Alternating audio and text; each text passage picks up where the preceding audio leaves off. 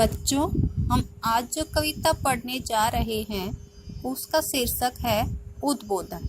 इसकी कवि है मैथिली शरण गुप्त। इस कविता में कवि ने मनुष्य को भाग्य के भरोसे न रहकर कर्म और मेहनत करने का संदेश दिया है। उन्होंने कहा है कि हमें मेहनत करनी चाहिए और अपने जीवन पथ पर आने वाली बाधाओं का डटकर सामना करना चाहिए। आइए कविता पढ़ते हैं। संसार की समसतली में धीरता धारण करो, चलते हुए निज इष्ट पथ पर संकटों से मत डरो। जीते हुए भी मृतक सम रहकर न केवल दिन भरो, वर वीर बनकर आप अपनी विघ्न बाधाएं हरो। इन पंक्तियों में कवि कह रहे हैं कि जो संसार है वह समरसतली यानी युद्ध भूमि के समान है।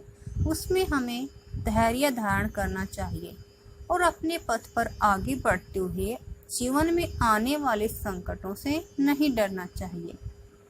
यदि हम अपनी जिंदगी में मृतक के समान रहते हैं तो वो जिंदगी नहीं होती, वह जीना नहीं होता, सिर्फ दिन काटने होते हैं। हमें वीर बनकर अपने जीवन में आने वाली बाधाओं का सामना करना चाहिए। बैठे हुए हो व्यर्थ क्यों, आगे बढ़ो ऊंचे चढ़ो। है भाग्य की क्या भावना, अब पाठ और उसका पढ़ो। है सामने का ग्रास भी मुख में स्वयं जाता नहीं। हाँ ध्यान उद्यम का तुम्हें तो कभी भी आता नहीं। इन पंक्तियों में कवि मनुष्य को मेहनत करने का संदेश देते हुए कह रहे हैं कि तुम व्यर्थ क्यों बैठे हो, आगे बढ़ो, अपने जीवन की ऊंचाइयों को छुओ। तुम भाग्य की कामना क्यों कर रहे हो, भाग्य के भरोसे क्यों हो। तुम्हें मेहनत करनी चाहिए।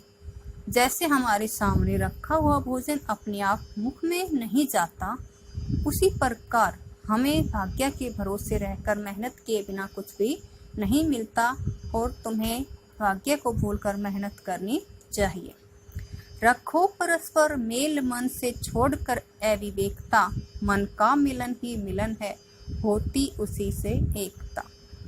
तन्मात्र के ही मेल से मन भला मिलता कहीं, है बाह्य बातों से कभी अंतःकरण खिलता नहीं। इन पंक्तियों में कवि परस्पर प्रेम बनाए रखने की भावना को विकसित करते हुए कहते हैं कि हमें मूर्खता को छोड़कर आपस में प्रेम करना चाहिए, क्योंकि जो मन का मिलन होता है, जब आपस में मन मिलते हैं तभी एकता होती है।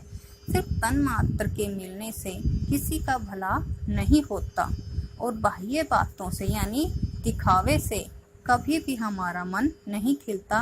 अतः हमें परस्पर मेल बनाए रखना चाहिए, प्यार बनाए रखना चाहिए। जड़दीप तो देकर हमें आलोक जलता आप है, पर एक हम दूसरे को दे रहा संताप है।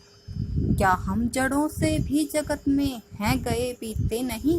हे भाइयों इस भांति तो तुम थे कभी जीते नहीं।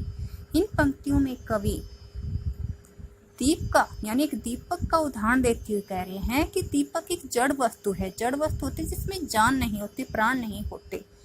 वह स्वयं जलकर हमें प्रकाश दे रहा है। आलोक का अर्थ है प्रकाश, हमें प्रकाश दे रहा है, लेकिन हम एक दूसरे को पीड़ा दे रहे हैं। क्या हम इस संसार की जड़ वस्तुओं से भी बेकार हो गए हैं।